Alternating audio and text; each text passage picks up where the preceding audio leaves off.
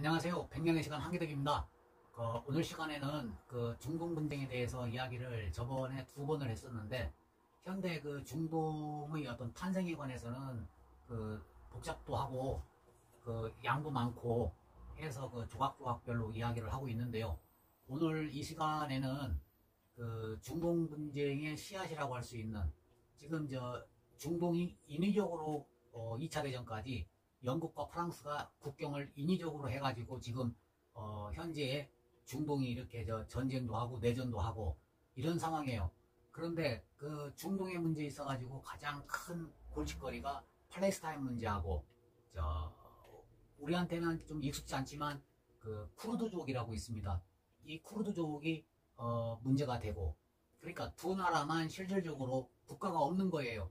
다른 나라는 어쨌건 만들어 놓은 대로 국가를 형성하고 살고 있는데, 이 팔레스타인하고 쿠르드족만 국가가 없어요.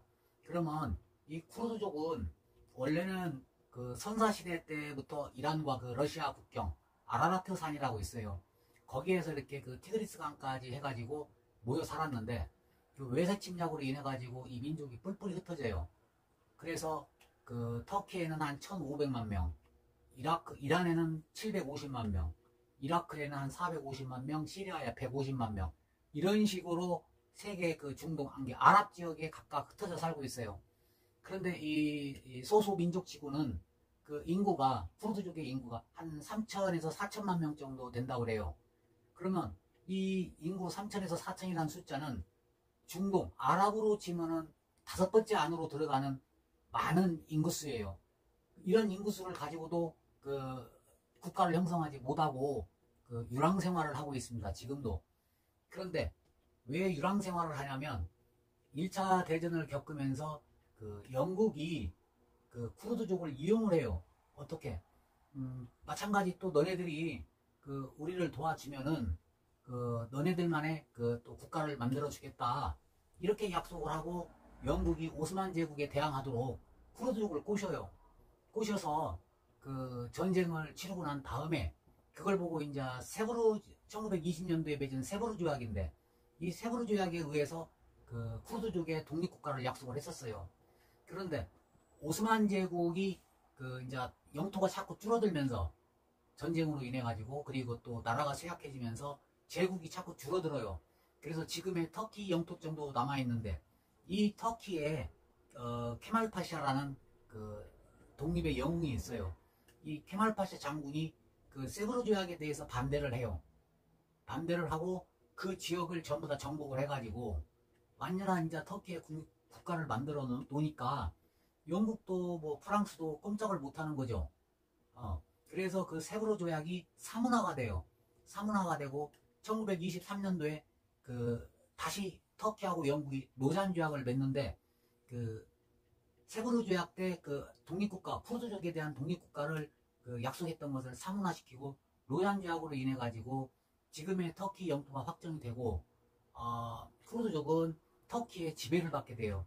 그래서 터키 아나톨리아 반도 쪽에 있는 북쪽, 그쪽에 1,500만 명이 모여 살고, 그 옆에 이라크 모술하고 키르쿠크 지역에 한 450만 명, 한 500만 명 정도가 모여 사는데, 영국이 인위적으로 국경선을 그을 때 이 모술과 키르쿠크의 석유 매장량이 엄청나다는 걸 알아요. 그래서 이 모술과 키르쿠크를 억지로 이라크에 편입을 시켜갖고 인위적 국경을 만들고, 이라크는 영국의 식민 지배로 넣어요. 그런데 이 담당이 누구였냐면, 그 당시 처칠이었어요.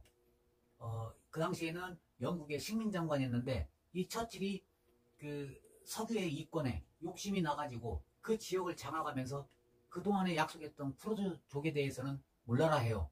그래서 쿠르드족이 이제 무장을 하고 33년도, 44년도 수차례 무장봉기도 일으켰지만 각 나라들한테 다 진압을 당하고 그래요. 그러다가 세월이 흘러가지고 이란과 이라크가 80년도에 전쟁을 하게 돼요. 80년도에 전쟁을 하게 되는데, 이란이 그 당시에는 팔레비 국왕이었죠. 팔레비 국왕이 쿠르드족을 이용을 해갖고 이라크에 대항을 하려고 쿠르드족의 전사들을 전부 이란 영내에 들어오는 걸 허용을 해서 쿠르드족으로만 구성된 군대를 해서 이라크에 대항을 해요. 그런데 이게 이란과 이라크가 전쟁을 7년인가를 하다가 종전을 하는데 자기들끼리 여기는 물 때문에 그건 전쟁을 했었는데 이제는 그 물에 대한 공동으로 사용을 하기로 하고 전쟁을 끝을 맺어요. 끝을 맺고 나니까 이라크의 사담 후세인이 볼 때 이 쿠르드족이 굉장히 미운 거예요. 왜 그러냐면 이란에 붙어가지고 자기들하고 전쟁을 했단 말이죠. 그래서 사담 후세인이 모술 지역에 있는 한 500만 명 정도 되는 그 쿠르드족을 침공을 해요. 침공을 해서 정말 유명한 화학가스 무기를 사용을 해가지고 한 100만 명 약간 못 미치는 쿠르드족을 전부 살상을 해요. 이게 사륙이죠. 완전히 죽이고 난민만 해도 또 몇백만 명이 발생이 되고 이렇게 참 쿠르드족이 숱한 순환을 겪어요. 그래서 그 쿠르드족에 대해서 쭉 보다 보면 이 쿠르드족이 살고 있는 지역이 각 나라에 흩어져 있지만 전부 다 산악지대에 살고 있어요. 터키도 산악지대, 이라크도 산악지대, 다 산악지대에 살고 있기 때문에 한마디로 이렇게 모여가지고 힘을 합쳐서 폭발적인 힘을 못 내요. 다 산악지대에 있기 때문에 그런 단점도 있었는데 결국에는 그런 이유도 있지만은 쿠르드족에는 강력한 지도자가 없어요.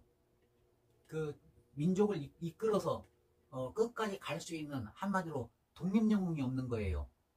터키 같은 경우는 아까 이야기했지만 케말 파샤 같은 그런 장군이 나타나서 터키의 민족들을 이끌고 주변 국가, 주변 지역을 다 정복을 해서 지금의 터키 영토를 만드는데 아주 공을 많이 세우죠.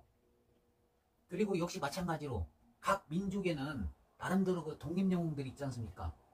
예를 들어서 인도 같은 경우는 감디나 네루 이런 식으로 하나씩 꼽을 수 있는 사람이 있는데 이 쿠르드족은 민족 전체를 아우를 수 있는 카리스마가 없어요. 그래서 확실하게 인구가 4천만 명, 물론 흩어져 있지만 4천만 명이나 되는데도 아직도 자기네 나라 국가를 갖지 못하고 유랑생활, 목축생활을 하고 있어요. 그게 지금 중동에는 팔레스타인과 쿠르드족이에요. 그런 거 보면 이 쿠르드족의 어떤 민족의 순환사도 참 가히 슬프죠.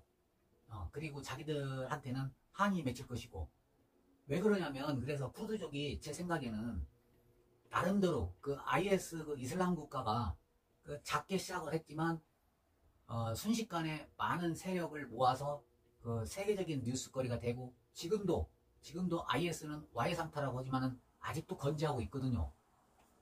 그 이유는 뭐냐면은 지금 최첨단 기술인 SNS, 트위터 이런 걸 활용을 해가지고 전 세계의 젊은이들한테 자기네 실정 알리고 또 전사들을 모집을 해서 나름대로 대항을 해가지고 힘을 발휘했지 않습니까?